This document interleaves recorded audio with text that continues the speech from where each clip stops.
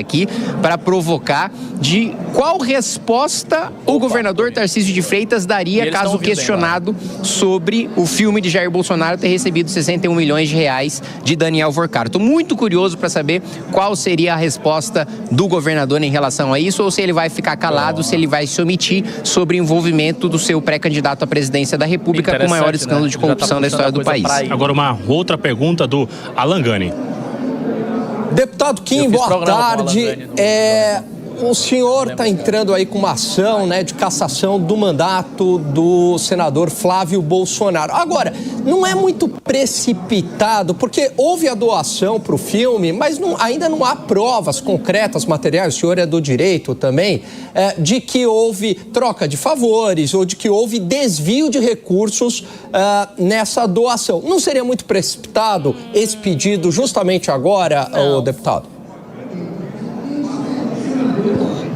Não acho, primeiro, porque um processo de cassação no Conselho de Ética tem fase de produção de provas, né? Você não precisa ter as provas cabais, finais, como num julgamento final, como numa denúncia do Ministério Público, para você iniciar um processo de cassação na Câmara dos Deputados. Eu mesmo já fui objeto de vários aqui e na fase de produção de provas, provei a minha inocência, provei que não tinha nada de errado nas condutas pelas quais eu fui representado. Então, primeiro que há essa fase de produção de provas. E segundo, você me desculpa, mas é indício suficiente para você iniciar um processo de cassação, você pedir para um banqueiro notoriamente corrupto, e eu até pergunto, né?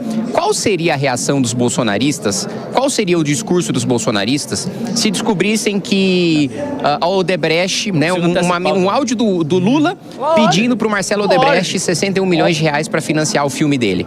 Qual seria a reação? A óbvia reação de que aquilo é contrapartida de esquema de corrupção e estariam denunciando. Estão calados agora porque é com o Flávio, né? Ninguém é menino aqui de achar que, mais uma vez, Daniel Vorcaro, ele não era o dono de uma instituição de caridade. Daniel Vorcaro, ele era a cabeça do maior escândalo de corrupção da história do país.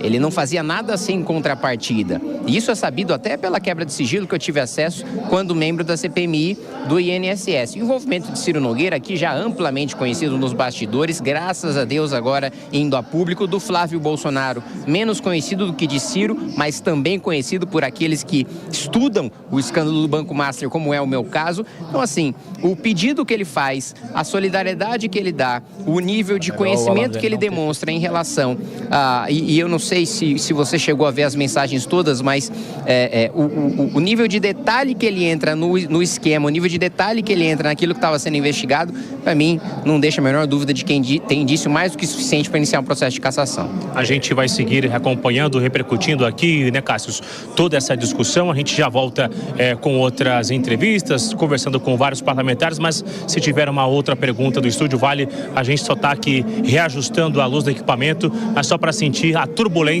que está o Congresso nesta quarta-feira, viu? Bruno, eu tenho sim um questionamento para o deputado Kim Kataguiri. Primeiro, inclusive, enquanto a gente vai ajustando ali a luz para o deputado seguir conosco. Deputado, até já vou trazer informação. Nossa repórter Júlia Firmino está acompanhando uma coletiva de imprensa do governador Tarcísio de Freitas aqui no bairro do Jaguaré, na zona oeste de São Paulo, onde aconteceu aquela tragédia, aquela explosão da tubulação de gás.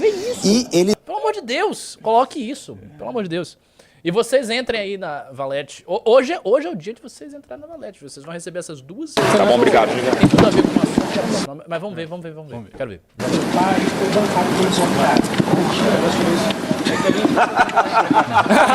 pelo amor de Deus, não vai não. Obrigado. Jornalistas, bom trabalho. Muito bom! Gênio da retórica. Esse cara governa o Brasil. Este cara tem firmeza pra governar o Brasil, cara. Esse é um gênio da retórica. Esse cara é um gênio da retórica. Este cara é foda. Esse cara tem como governar o Brasil, cara. Você não vê a velocidade com que ele vai criando uma resposta, com que ele sai das perguntas difíceis. Mano, vai botar esse imbecil pra governar o Brasil, pô. Sério mesmo. Você acha que esse cara tem condição de negociar com alguém? Sei lá, tá lá o Flávio e o Xi Jinping. Tá o Flávio Trump sobre terras raras. Ele vai fazer... veja bem, eu não sei. Isso é vergonhoso. Isso é vergonhoso. Em nenhuma circunstância, mesmo quando você é pego com as calças na mão, você pode ter esse tipo de postura. Eu já vi vários políticos notoriamente corruptos no Brasil diante de perguntas como essa, tipo Paulo Maluf, Collor, nenhum deles passa a imagem de que eles estão... Sabe? Os caras respondem com tranquilidade, dão uma resposta mentirosa, mas não, o cara não, você faça um bom trabalho, vamos embora aqui, né? Vergonhoso, isso é patético. Isso é patético. Estão dizendo que ele não desmaiou já é um avanço. Cara, isso é patético. É um cara que desmaia num debate para governo do Estado. É um cara que não consegue responder diante de uma pergunta óbvia dos jornalistas. Quer dizer, o negócio saiu e ele não conseguiu formular uma resposta. Ele não tem uma equipe para formular uma resposta adequada. Não, o cara só sai, vai embora. Esse cara não é líder de nada. Esse cara é uma vergonha. O pai dele não faria isso. O Jair Bolsonaro, se estivesse na situação dele, daria uma resposta mal feita, daquele jeito meio rude que ele dá, mas ele daria uma resposta. Esse cara é um covarde. É uma vergonha que a direita majoritária esteja na mão de um bosta como esse. Se gostou desse corte, se inscreve no canal e ativa o sininho para não perder os próximos vídeos.